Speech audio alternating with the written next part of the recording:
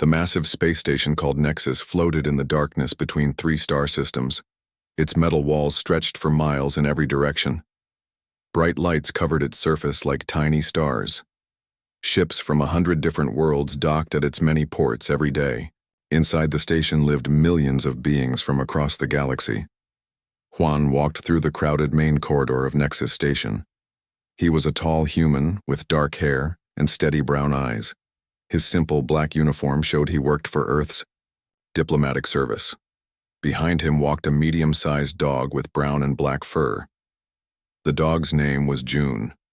His tail wagged as he looked around at all the strange aliens passing by. Many aliens stopped to stare at them. Some pointed at June with their long fingers or tentacles. Others made clicking sounds that might have been laughter. Juan had gotten used to being the center of attention. Humans were still new to the Galactic Council. Most aliens had never seen a human or a dog before. The corridor led to the entertainment district of the station. Giant screens hung from the ceiling showing fights and battles from the Galactic Combat League. Crowds of aliens gathered around the screens cheering and making bets. The Combat League was the most popular show in the galaxy. Nari caught up with Juan near one of the viewing screens. She was a young human woman with short black hair and intelligent eyes. She carried a datapad filled with notes about alien creatures. As Earth's xenobiologist, she studied all the different life forms they met in space. The crowds keep getting bigger every day, Nari said as she watched the aliens cheering at the screens. This combat league has become an obsession across every world. Juan nodded but kept walking toward their destination. June trotted beside him with his tongue hanging out happily. The dog seemed to enjoy all the attention from the strange new creatures around them. They entered a large circular room called the Council Chamber. The walls were made of clear crystal that showed the stars outside. In the center of the room stood a raised platform where representatives from different species met to discuss galactic affairs. Already waiting on the platform was Keth. He stood over 8 feet tall with green scaled skin that looked like armor. His species called themselves the Vorthak. They came from a harsh desert world where only the strongest survived. Keth's yellow eyes looked down at Juan with obvious contempt. Next to Keth floated Ambassador Eula. She belonged to a species made entirely of living crystal. Her body looked like a collection of beautiful gems that changed colors as she moved. Light passed through her in rainbow patterns. The crystalline people were known for their wisdom and fairness. So the humans finally arrive, Keth said in his deep, growling voice. I was beginning to think you had run away already.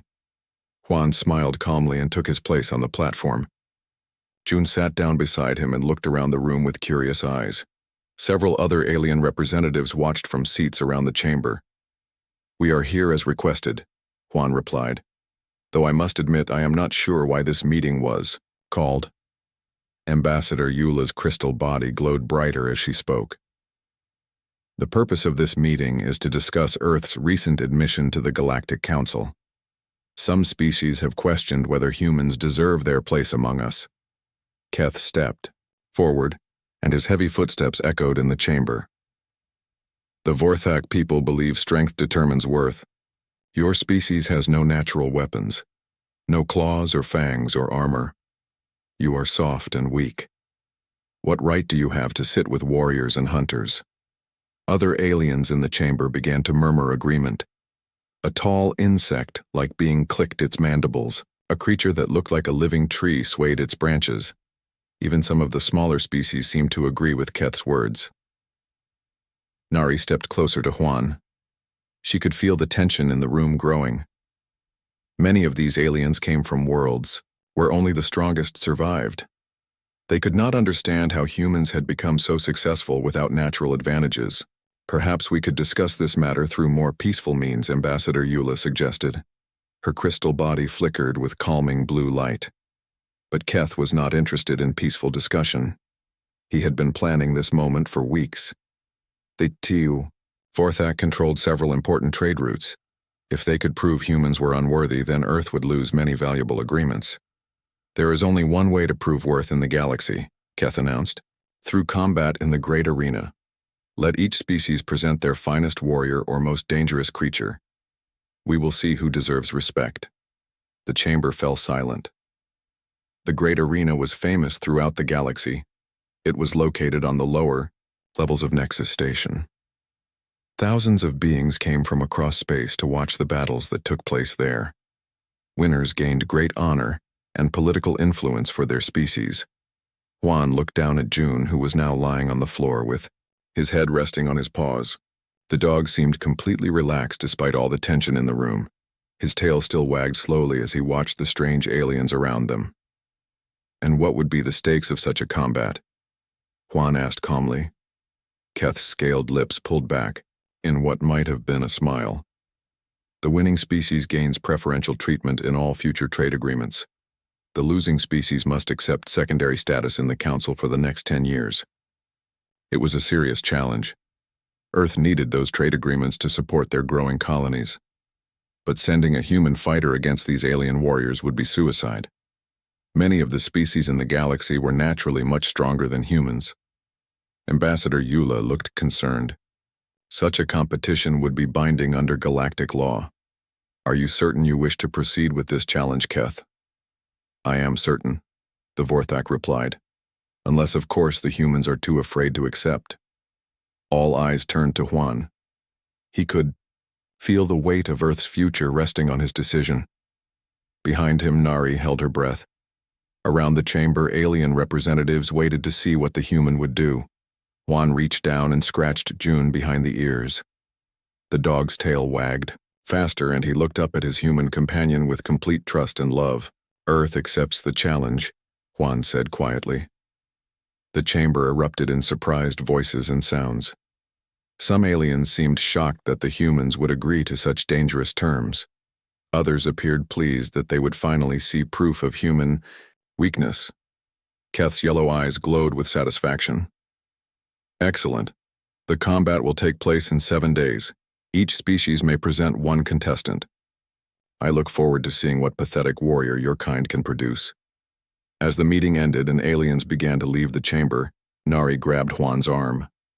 Are you insane? She whispered. We don't have any fighters who can match these creatures. Some of them are the size of tanks. Juan just smiled and continued petting June. The dog had rolled over on his back, asking for belly rubs. Don't worry, Nari, he said softly. I know exactly who we're sending. 3 days had passed since the meeting in the council chamber. Word of the upcoming combat had spread throughout Nexus Station like wildfire. Aliens from every corner of the galaxy were making plans to witness what many believed would be the end of human influence in galactic politics. Juan sat in the observation deck of the great arena, watching the other species prepare their champions. The arena itself was a massive dome that could hold 50,000 spectators.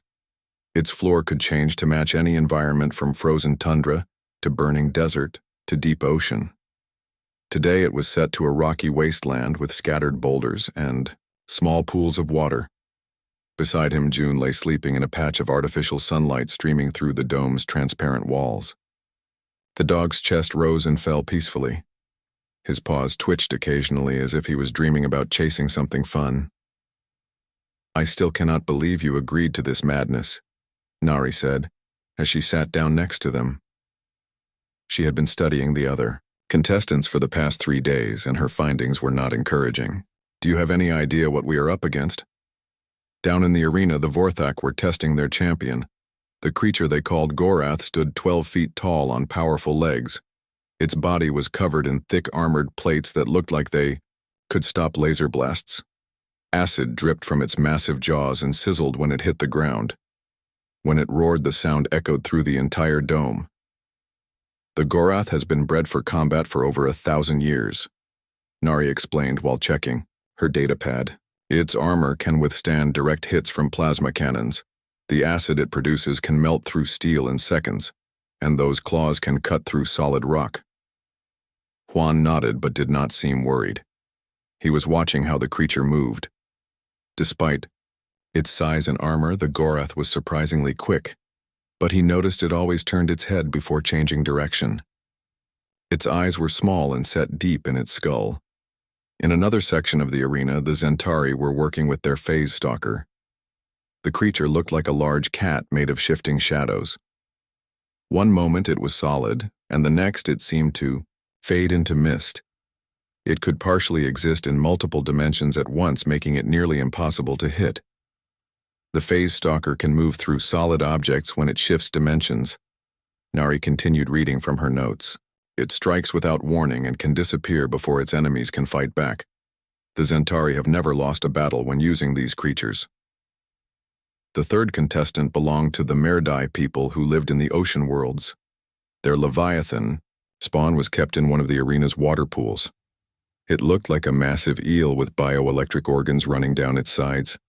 Blue lightning crackled around its body. When it moved through the water, the electrical discharge lit up the entire pool like a storm. The Leviathan spawn generates enough electrical power to stun a battleship, Nari said with growing concern in her voice. It can conduct electricity through any water source. Even moisture in the air becomes dangerous when this thing is angry. Juan finally looked away from the arena and smiled at his worried companion. You seem to know a lot about these creatures. What do your studies tell you about their weaknesses? Nari stared at him in disbelief. Their weaknesses?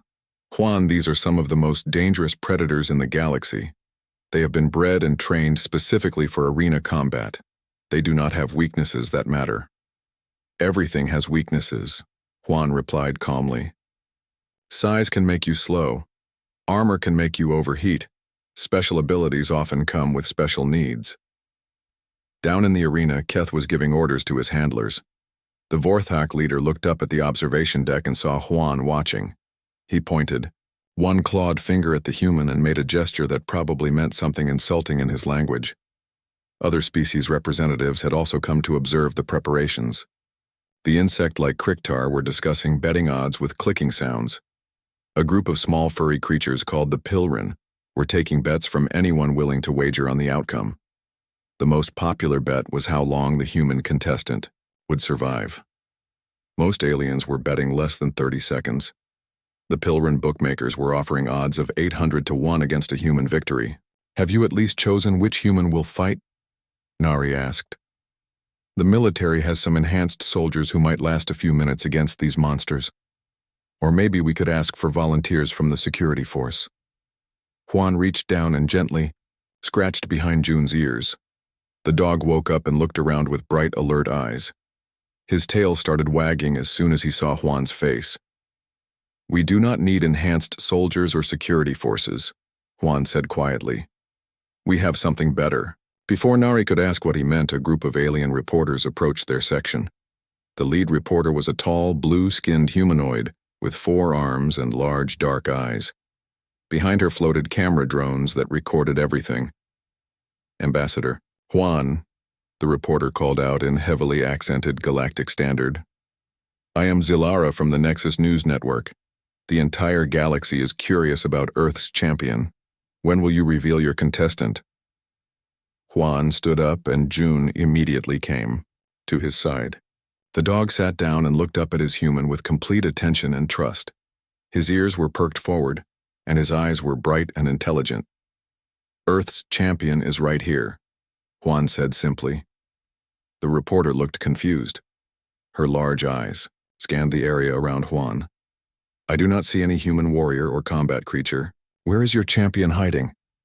Juan placed his hand on June's head. The dog's tail wagged faster and he panted happily. This is June. He is our contestant. For a moment, there was complete silence. The reporter's 4 arms hung motionless at her sides. Her camera drone stopped moving and focused on the small brown and black dog sitting calmly beside the human ambassador.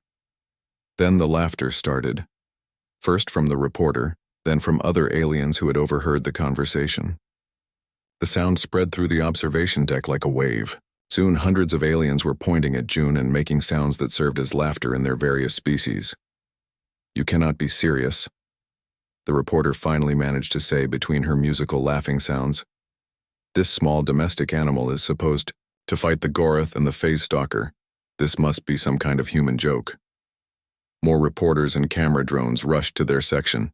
News of the human choice spread quickly through the station's communication networks. On the arena floor, even the creature handlers stopped their work to look up at the observation deck. Keth's roaring laughter could be heard even over the crowd. Noise. The Vorthak leader was pointing at June and slapping his knee with one massive hand. Other species representatives were shaking their heads or making gestures of disbelief. Nari grabbed Juan's arm and pulled him aside. Please tell me this is part of some clever plan. Please tell me you are not actually going to send June into that arena to die. Juan looked down at his four-legged companion. June seemed completely unbothered by all the attention and noise. He was more interested in watching a small maintenance robot that was cleaning the observation deck floor. June is not going to die, Juan said with quiet confidence. He is going to win. The reporter pushed closer with her microphones and cameras. Ambassador Juan, the betting odds have just changed to 1,500 to 1 against your creature. Do you have any comment for our viewers across the galaxy? Juan knelt down beside June and looked directly into the nearest camera. The dog immediately moved to sit closer to his human. Their bond was obvious to anyone who cared to look. To anyone watching this broadcast, I want you to remember something, Juan said clearly. Never underestimate the power of 40,000 years of partnership. He stood up and walked away from the cameras with June trotting happily beside him. Behind them, the alien laughter continued, but Juan no longer paid attention to it. In 4 days, they would learn what humans really brought to the galaxy. And the lesson would surprise everyone. The news of Earth's champion spread across the galaxy faster than light-speed communication could carry it. Every major news network in known space was covering the story. The headlines all said similar things. Humans send pet to die, and Earth's foolish final gambit, and the shortest arena fight in history. Juan ignored all the news reports. He spent his time in the small preparation area assigned to Earth's team. The room was simple with basic furniture and a food dispenser. June had claimed the sunny spot near the window where he could watch ships coming and going from the station. On the wall hung a large screen showing live feeds from the other preparation areas. The Vorthak had turned their space into a training ground. Handlers in protective suits were putting the Gorath through combat drills. The massive creature smashed through concrete barriers and melted steel targets with its acid breath. The Zentari preparation area looked empty most of the time because their phase stalker spent most of its time shifted between dimensions. Occasionally, a shadow would flicker across the room, or equipment would move by itself when the creature brushed against it in its shifted state. The Merdai had flooded their entire area with water. Their Leviathan spawn swam in circles, creating electrical storms that lit up the room like a continuous lightning display.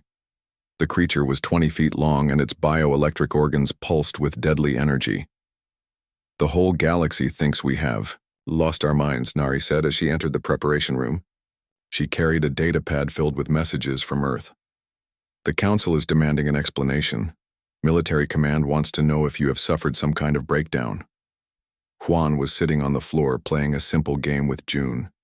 He would hide a treat in one of his hands and let the dog figure out which one. June was very good at this game. He would sniff both hands carefully, then paw at the correct one. When he got it right, Juan would give him the treat and scratch behind his ears. What should I tell them? Nari asked when Juan did not respond to her first statement. Tell them to trust me, Juan replied without looking up from the game. Tell them that sometimes the best weapon is not what your enemy expects. Nari sat down in a chair and watched them play. She had to admit that June was a remarkable animal. He was clearly intelligent and completely devoted to Juan. But intelligence and loyalty would not help him survive 30 seconds against monsters that could tear apart battle tanks. A chime sounded and the door opened. Ambassador Eula entered with her crystal body glowing soft blue. Behind her came a small group of other species representatives. They had come to see the human champion for themselves. Greetings, Ambassador Juan, Eula said in her musical voice. We have come to observe your contestants' preparations. The galaxy is very curious about your methods. June looked up at the visitors with mild interest. His tail wagged politely, but he did not leave Juan's side. The aliens stared down at the medium-sized dog with expressions that ranged from confusion to pity. This creature seems very small, observed a tall reptilian being from the Siskatar species. Are you certain it is fully grown? June is 4 years old, Juan replied. He is exactly the right size for what we need him to do. A floating jellyfish. Like creature pulsed its bioluminescent organs in what might have been laughter. What could such a tiny predator possibly do against the champions we have seen? It has no armor or natural weapons, no special abilities or enhanced genetics. Juan stood up and June immediately came to heel beside him. The dog sat perfectly still, but his eyes tracked every movement in the room. His ears were alert, and his posture showed he was ready to react instantly to any command from his human partner. June has something more valuable than armor or weapons, Juan said calmly. He has trust. The visitors exchanged glances that clearly showed they thought the human had lost his sanity. Trust was not something that could stop acid breath or electrical attacks or dimensional shifting predators. Keth appeared in the doorway. The massive Vorthak warrior had to duck to fit through the human-sized entrance, his yellow eyes fixed on June with obvious contempt. "So this is the mighty Earth champion," Keth said in his growling voice. "I have seen larger prey animals on my homeworld. The Gorath will not even notice crushing such a pathetic creature." June looked up at Keth with calm brown eyes. The dog showed no fear despite the alien's intimidating size and aggressive posture. Instead, he seemed curious about this new visitor. "Your beast may be larger," Juan said quietly, "but size is not everything in a fight." Keth laughed loudly. "Spoken like a weak species trying to convince itself it has a chance. When my Gorath tears your pet apart tomorrow, the galaxy will see what happens to those who do not know their place." More aliens began crowding into the preparation room. Word was spreading that the human champion was available for viewing. Soon there were dozens of different species representatives packed into the small space. They all wanted to see the creature that would supposedly represent Earth in the great combat. A group of young aliens who looked like walking plants began making high-pitched sounds that served as their laughter. "Look how it wags its rear appendage," one of them said. "It does not even understand it is about to die." Perhaps the humans planned to bore their opponents to death, suggested a metallic robot-like being. "I have never seen a less threatening combat creature." The crowd pressed closer, trying to get better looks at June. Some aliens were taking pictures with their communication devices. Others were making recordings to send to their homeworlds. A few of the braver ones reached out trying to touch the dog. June remained calm through all the attention, but Juan could see the animal was getting overwhelmed. Too many strangers in too small a space was making the dog uncomfortable. His ears were starting to flatten against his head and his tail had stopped wagging. "That is enough," Juan said firmly. "Everyone needs to leave now." But the aliens were having too much fun mocking Earth's champion. They continued crowding around, making jokes and taking pictures. A large six-armed creature reached down trying to grab June's tail. Juan's voice became hard as steel. "I said everyone out. Now." Something in his tone made the aliens step back. For just a moment, they saw past the friendly diplomat to the military officer underneath. The crowd began filing out of the preparation room, muttering complaints about human rudeness. Keth was the last to leave. He paused in the doorway and looked back at Juan and June. "Enjoy your last night together," the Vorthak said, with cruel satisfaction. "Tomorrow your galaxy will have one less useless species to worry about." After the door closed, Nari let out a breath she had been holding. "That was intense. I thought they were going to overwhelm poor June completely." Juan knelt down and gently petted his companion. June's tail started wagging again now that the strangers were gone. He licked Juan's hand and pressed against his side, seeking comfort and reassurance. "It is all right, boy," Juan said softly. "Tomorrow we will show them what we can really do." That night, Juan and June slept in the preparation room. The dog curled up next to his human partner, just like they had done countless times before during their travels through space. Outside their window, the lights of Nexus Station twinkled like stars while ships continued arriving to witness what everyone believed would be a massacre. But Juan slept peacefully. He knew something the rest of the galaxy did not understand. He knew that tomorrow would change everything. The morning of the great combat arrived with all the fanfare the galaxy could provide. Nexus Station had never seen so many visitors at one time. Ships from every corner of known space filled the docking bays. The station's population had swelled. to over 3 million beings, all eager to witness what they believed would be the shortest and most one-sided battle in arena history. The great arena itself had been transformed for the occasion. Additional seating had been installed to accommodate the massive crowds. Holographic displays floated above the audience showing close-up views and statistics about each contestant. Betting stations were overwhelmed with aliens wanting to place wagers on the outcome. The arena floor had been set to neutral terrain. Rolling hills covered with short grass stretched between scattered rock formations and small streams of clear water. It looked peaceful and beautiful like a park on some distant world. But everyone knew it would soon be stained with blood. In the preparation tunnels beneath the arena, each species made final preparations for their champions. The Vorthak had painted ritual symbols on the Gorath's armored hide. The massive creature paced back and forth in its holding pen, eager for battle. Its acid drool had already eaten holes in the metal floor.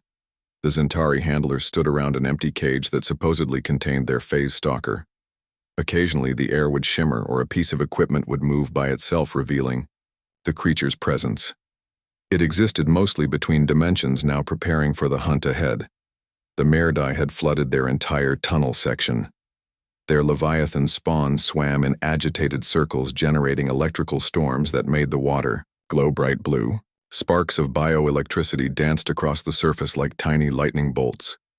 In Earth's tunnel, Juan knelt beside June and checked the dog's simple collar one last time. It was just ordinary leather with a small metal tag showing June's name and Juan's contact information. No special technology or hidden weapons, just the collar of a beloved pet. "The crowds are getting restless up there," Nari said as she returned from checking the arena status. 50,000 beings all waiting to watch our friend get killed. The betting odds are now 2,000 to 1 against us. Juan stood up and brushed dust off his simple clothes. He wore no armor or protective gear, just his regular diplomatic uniform and comfortable shoes. June sat beside him, looking alert and ready. The dog seemed to understand that something important was about to happen. "Are you ready, boy?" Juan asked quietly. June's tail wagged and he looked up at his human with complete trust and love. Whatever was coming, he knew they would face it together like they always did. The arena master's voice echoed through the tunnels, announcing that the combat would begin in 5 minutes. Around them, handlers and trainers made last-minute adjustments to their monsters. The sound of roaring and snarling filled the air as the creatures sensed the approaching battle. Ambassador Eula appeared at the entrance to Earth's tunnel. Her crystal body glowed with concern and uncertainty. "Ambassador Juan, I must ask one final time if you wish to withdraw from this combat. No one would think less of your species for refusing to sacrifice an innocent creature." Juan smiled and placed his hand on June's head. "Thank you for your concern, Ambassador, but we are not sacrificing anyone today. We are simply going to show the galaxy something they have never seen before." The arena master called for the contestants to take their positions. Heavy doors began opening around the arena's edge. From the Vorthak tunnel came the thunderous footsteps of the Gorath. The creature emerged into the bright arena lights and immediately roared its challenge to the sky. The sound echoed through the dome and made the audience cheer with excitement. Zentari tunnel appeared empty as their phase stalker emerged, already shifted between dimensions. Only a faint shimmer in the air showed where the deadly predator moved across the arena floor. It was hunting even before the battle officially began. Water erupted from the Merdai tunnel as their Leviathan spawn launched itself onto the arena floor. The massive eel-like creature was 20 feet of pure electrical death. Bioelectric organs along its sides pulsed with deadly energy. When it moved, streams of electricity followed in its wake. Then from Earth's tunnel came Juan walking, calmly with June trotting beside him. The massive crowd fell completely silent. After seeing 3 terrifying monsters emerge, the sight of an ordinary human and his pet dog was almost surreal. Juan stopped in the center of the arena and looked around at the towering walls filled with alien faces. June sat beside him and began panting in the warm, artificial sunlight. His tongue hung out and his tail wagged as he looked around with bright, curious eyes. The silence stretched for long seconds. 50,000 beings from across the galaxy stared down at the small brown and black dog, who was supposed to fight creatures that could destroy battle tanks. Some aliens began to laugh. Others shook their heads in disbelief. A few actually started leaving their seats thinking the whole thing was a cruel joke. Keth stood up in the VIP section and pointed one clawed finger at the arena floor. "Behold the mighty champions of Earth," he roared. "A soft human and his pet.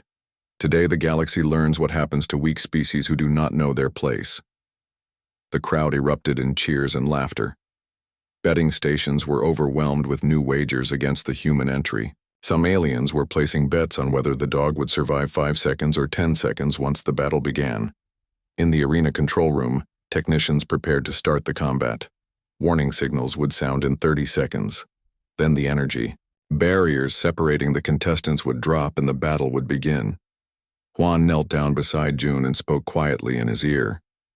The dog's ears perked up and his expression became more focused. He was no longer the friendly pet greeting visitors. Something had changed in his posture and alertness level. The warning signals began to sound. Red lights flashed around the arena, and a countdown appeared on every display screen. The crowd began chanting along with the numbers: 30, 29, 28. The three monster creatures began moving toward the center of the arena where Juan and June waited. The Gorath charged forward with earth-shaking steps. The Phase Stalker became more solid as it prepared to attack. The Leviathan spawn generated massive electrical fields that turned the nearby stream into a conductor for its deadly power. 20, 19, 18. Juan stood up and took several steps backward. June remained sitting perfectly still in the center of the arena. He was no longer panting or wagging his tail. Every muscle in his body was coiled and ready. His ears were forward and his eyes tracked every movement around him. 10, 9, 8. The monsters were closing in from 3 directions. The Gorath's roar shook dust from the arena walls. The Phase Stalker flickered in and out of visibility as it circled its prey. The Leviathan spawn sent electrical tentacles crackling across the ground toward the small dog.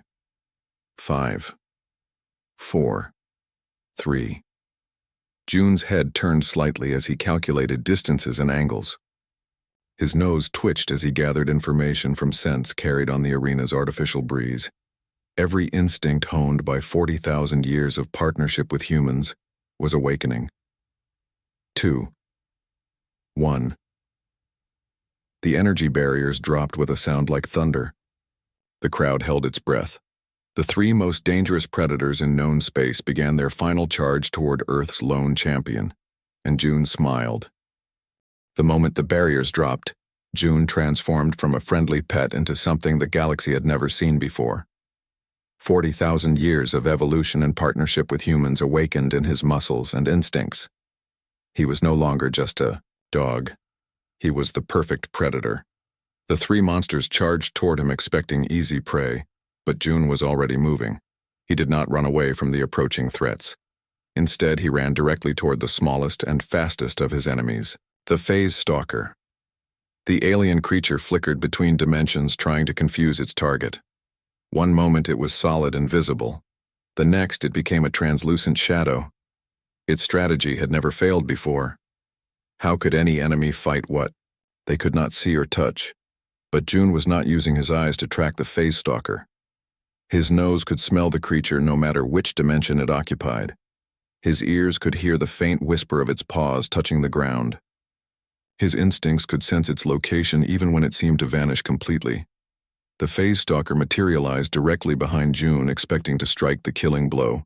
Its razor-sharp claws extended as it leaped through the air. But the space where June had been was empty. The dog had sensed the attack coming and rolled aside at exactly the right moment. Before the Phase Stalker could shift dimensions again, June was behind it. The dog's teeth found the creature's rear leg and bit down. With crushing force, a howl of pain echoed through the arena as the alien predator lost its balance and crashed to the ground. The crowd gasped in amazement. No one had expected the small dog to actually harm one of the monsters. But this was just the beginning. Phase Stalker tried to shift between dimensions to escape, but the injury to its leg disrupted its ability. It could only partially fade, becoming trapped between solid and shadow states. This made it vulnerable and confused. June released his grip and darted away as the creature's claws swept through the air where he had been, but he did not run far.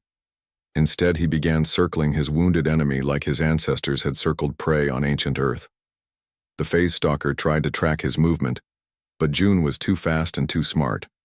Every few seconds, June would dart in for another quick bite, then vanish before the creature could retaliate. Each attack targeted a different vulnerable spot: a paw, an ear, the base of the tail.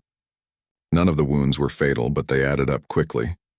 Meanwhile, the Gorath had been charging across the arena toward what it thought would be an easy kill. But when it arrived at the center, there was no cowering dog waiting to be crushed. Instead, it found June leading the wounded phase stalker in a deadly dance around the rocky terrain. The massive armored creature roared in frustration and began chasing both smaller combatants. Its heavy footsteps shook the ground and cracked the rocks they stepped on. Acid dripped from its jaws, leaving burning trails in the grass. But June had planned for this. He led both creatures toward a narrow passage between two large boulders. The space was too small for the Gorath to follow, but perfect for a medium-sized dog. As the armored monster tried to squeeze through the gap, June leaped onto its head. The Gorath thrashed wildly, trying to dislodge its attacker. But June had found a grip between the creature's armor plates where his claws could dig in. He bit down on the sensitive area behind the monster's small eyes. Not enough to cause serious damage, but enough to cause terrible pain and confusion. Acid. Breath sprayed wildly as the Gorath spun in circles, trying to reach the dog on its own head. The phase stalker had to dodge the burning streams of acid while still trying to deal with its own injuries. Both monsters were now working against each other instead of cooperating against their common enemy. The crowd was on its feet, screaming in amazement. This was not the quick execution they had expected to see. The small dog was actually holding its own against two of the most dangerous predators in the galaxy. But the third monster was still coming. The Leviathan spawn had been moving more slowly because it needed to stay near water sources to use its electrical abilities effectively. But now it reached one of the streams that ran through the arena and sent massive bolts of bioelectricity crackling toward the fighting creatures. June sensed the electrical attack coming and leaped down from the Gorath's head, just as lightning struck the armored monster. The Gorath's metal armor conducted the electricity perfectly, turning the creature into a living lightning rod. It screamed and collapsed as thousands of volts coursed through its body. The phase stalker was also caught in the electrical field. Already weakened by multiple wounds, it could not withstand the bioelectric assault. The creature's dimensional shifting abilities failed completely as the electricity disrupted its exotic biology. It fell to the ground, twitching and helpless. In less than 3 minutes, June had turned his enemies against each other and eliminated 2 of the 3 monsters without taking a single serious injury. The crowd was stunned into silence. This was not possible. A simple earth animal could not be defeating creatures bred for millennia to be perfect killers. But now came the real test. The Leviathan spawn was the largest and most dangerous of the 3 monsters. It had just demonstrated its devastating electrical power, and it was angry that its attack had been used against it. The massive eel-like creature began generating an electrical field so intense that the very air around it glowed blue. June stood at the edge of the stream looking at his final opponent. The creature was 20 feet long and crackling with deadly energy. Any contact with the water would mean instant death from electrical shock. The bioelectric organs along its sides pulsed with enough power to level buildings. The Leviathan spawn began swimming toward June, expecting the dog to flee in terror. But June did not run away. Instead, he began running alongside the stream, staying just out of range of the electrical field. The monster followed him, generating lightning bolts that struck the ground just behind the racing dog. What the creature did not realize was that June was leading it away from the deep parts of the stream toward a shallow area where the water spread out into marshy ground. As they ran, the water became more and more shallow until finally it was just a thin film over rocky soil. When the stream became too shallow to support its massive body, the Leviathan spawn made a critical mistake. It used its electrical powers to blast water from deeper parts of the stream, trying to create a path it could follow. But this scattered the water in all directions, leaving large areas of dry ground. June immediately changed direction and began circling the stranded creature on the dry ground. Without water to conduct its electrical attacks, the Leviathan spawn was much less dangerous. It could still generate bioelectricity, but now the bolts had to travel through air instead of water, making them weaker and easier to dodge. The dog began his ancient hunting pattern again. Quick darting attacks followed by rapid retreats. Each bite targeted the creature's electrical organs, trying to disrupt their function. The Leviathan spawn thrashed wildly, sending weak electrical bolts in all directions, but June was always somewhere else when they arrived. Slowly, methodically, June wore down his final opponent. The creature's electrical attacks became weaker and less frequent as its bioelectric organs were damaged by the dog's precise bites. Finally, it could no longer generate any significant electrical field at all. The Leviathan spawn made one last, desperate attempt to crush June with its massive body. But the dog was ready. As 20 feet of alien monster crashed down toward him, June leaped aside and let the creature's own weight slam it into the rocky ground with bone-crushing force. The impact stunned the Leviathan spawn completely. It lay motionless on the arena floor, breathing heavily but no longer able to fight. All three monsters had been defeated. June stood in the center of the arena, panting heavily from his exertions. His fur was dirty and he had a few minor cuts, but he was essentially unharmed. Around him lay three of the most dangerous predators in known space, all defeated by strategy, intelligence, and 40,000 years of partnership with humanity. The arena fell completely silent. 50,000 beings from across the galaxy stared down at a medium-sized brown and black dog who had just accomplished the impossible. The silence in the great arena stretched for what felt like forever. 50,000 beings from across the galaxy stared down at the impossible scene before them. Three of the most dangerous predators in known space lay defeated on the arena floor. Standing among them was a medium-sized dog with brown and black fur whose tail had begun wagging again, now that the fighting was over. June looked around the arena with bright, curious eyes, as if he could not understand why everyone had stopped making noise. He panted happily in the artificial sunlight and seemed more interested in a small bird that had somehow gotten into the dome than in the massive creatures he had just defeated. Slowly, the crowd began to react. First, there were scattered gasps and exclamations of disbelief. Then a few aliens began to applaud with whatever appendages their species used for such gestures. The sound grew and spread until the entire arena erupted in cheers that shook the dome's foundations. But not everyone was cheering. In the VIP section, Keth stood frozen with his mouth hanging open in shock. His yellow eyes stared at the arena floor as if he could not accept what he had witnessed. The mighty Gorath that his people had bred for 1,000 years lay unconscious, with electrical burns covering its armored hide. Other species representatives were equally stunned. The insect-like Kriktar were clicking their mandibles in confused patterns. The plant beings swayed their branches in what might have been distress. Even the wise, crystalline Ambassador Eula glowed with colors that had never been recorded in her species before. Down on the arena floor, Juan walked calmly toward his partner. Medical teams were already entering to check on the defeated monsters, but they gave the human and his dog a wide, respectful distance. Everyone had seen what that small animal was capable of when threatened.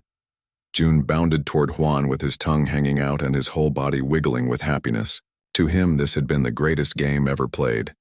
He had faced 3 interesting challenges and solved each one using the skills his partnership with humans had taught him. Now he wanted his reward, which was always the same thing: attention and praise from his beloved human companion. Juan knelt down and wrapped his arms around June while the dog licked his face enthusiastically. "Good boy," he said softly. "Very good boy. I am so proud of you." The crowd's cheering became even louder when they saw this simple display of affection between human and dog. Something about the scene touched beings from every corner of the galaxy. They had expected to witness a brutal execution, but instead had seen something beautiful and amazing. Ambassador Eula floated down from the VIP section to meet them at the center of the arena. Her crystalline body glowed with warm golden light that indicated deep respect and wonder. Behind her came representatives from dozens of other species, all wanting to understand what they had witnessed. "Ambassador Juan," Eula said in her musical voice. I believe I speak for everyone present when I say we require an explanation. How did this small creature defeat opponents that should have been impossible for it to overcome? Juan stood up but kept one hand resting on June's head. The dog sat beside him looking politely at all the aliens gathering around them. His tail wagged in a steady rhythm that showed he was happy but calm. The explanation is simple, Juan began. You all made the same mistake. You looked at June and saw a small weak creature with no natural weapons or armor. You compared him to your champions based on size and obvious physical advantages. More aliens approached, including some of the handlers who had been working with the defeated monsters. They listened carefully as Juan continued his explanation. But you missed the most important thing about June. He is not just a dog. He is the product of 40,000 years of partnership between humans and his ancestors. We shaped each other during that time. We made each other better. A tall reptilian being from the Sisktar species raised one clawed hand. But your creature has no obvious enhancements. No cybernetic implants or genetic modifications. How can natural evolution produce such abilities? Juan smiled and scratched behind June's ears. The dog's tail wagged faster and he leaned into the gentle touch. Natural evolution guided by partnership and cooperation, Juan replied. Humans taught dogs to hunt with strategy instead of just instinct. We showed them how to solve problems using intelligence rather than brute force. In return, they taught us about loyalty, trust, and the kind of bond that makes both species stronger together than either could be alone. Keth finally approached the group. The massive Vorthak warrior looked older and more thoughtful than he had before the combat began. His yellow eyes studied June with something that might have been respect. Your creature defeated the Gorath using its own strength against it, Keth said slowly. It turned our champion's size and armor into weaknesses rather than advantages. I have never seen such tactical thinking from an animal before. That is because you were looking for an animal, Juan explained patiently. What you found was a partner. June did not fight your monsters using dog tactics or human tactics. He used partnership tactics developed over thousands of generations of cooperation between our species. A small, furry creature from the Pilrin species squeaked a question. But how did it know to separate its enemies and turn them against each other? Such advanced strategy requires intelligence beyond what we believed possible for non-sentient creatures. Nari had finally made her way down to the arena floor. She looked at June with new understanding and amazement in her eyes. It is not about individual intelligence, she said. It is about shared intelligence. Humans and dogs think together. We complement each other's abilities. Juan nodded. Exactly. June has human strategic thinking combined with dog instincts. He can plan like a human and react like a predator. But more than that, he has something none of your champions possessed. What is that? Asked Ambassador Eula. Juan knelt down and looked directly into June's brown eyes. The dog gazed back with complete trust and devotion. Their bond was visible to anyone who cared to look. He has someone worth fighting for, Juan said simply. Your monsters fought because they were trained to fight, or because they were forced to fight. June fought to protect his family. That makes all the difference. The crowd had grown quiet again listening to this explanation. Beings from across the galaxy were beginning to understand that they had witnessed something more important than a simple combat victory. They had seen a demonstration of what cooperation and partnership could accomplish. A group of young aliens who had been mocking June before the fight now approached cautiously. They wanted to meet the champion who had defeated 3 monsters through cleverness and courage. June greeted them with gentle sniffs and a wagging tail showing no aggression toward those who had laughed at him. The galaxy has much to learn from Earth, Ambassador Eula announced to the crowd. Today we have seen that true strength comes not from size or natural weapons, but from the bonds we form with others. Humans and their partners have shown us a new way to think about power and cooperation. Keth stepped forward and performed what looked like a formal bow. The Vorthak people withdraw our challenge to Earth's place in the Galactic Council. We acknowledge that humans have proven their worth through wisdom rather than warfare. There is honor in such strength. Other species representatives began making similar declarations. The combat that was supposed to humiliate humanity had instead earned them respect throughout the galaxy. But more than that, it had taught everyone present a valuable lesson about partnership and cooperation. As the crowd began to disperse, Juan and June walked slowly toward the arena exit. Medical teams were caring for the defeated monsters who would all recover from their injuries. The Gorath was already stirring and would soon be back to its full strength. "So what happens now?" Nari asked as she walked beside them.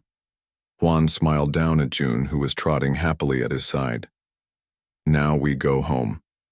June has earned himself the biggest steak dinner in the galaxy, and the galaxy has learned something important about what humans bring to the stars." "Which is what exactly?" Nari asked. "We bring family," Juan replied. "We bring the understanding that no one has to face the universe alone. We bring 40,000 years of proof that cooperation and partnership can overcome any challenge." Above them, the lights of Nexus Station twinkled like stars, while ships from across the galaxy prepared for departure. But the story of the day, when a human came to the arena with a dog, would be told on every world for generations to come. It would become a legend about the species that conquered the stars not through force, but through the simple power of friendship and trust. And in years to come, when other species faced impossible challenges, they would remember the lesson June had taught them. Sometimes the greatest strength comes not from being the biggest or the strongest, but from having someone who believes in you completely and will stand by your side no matter what the odds.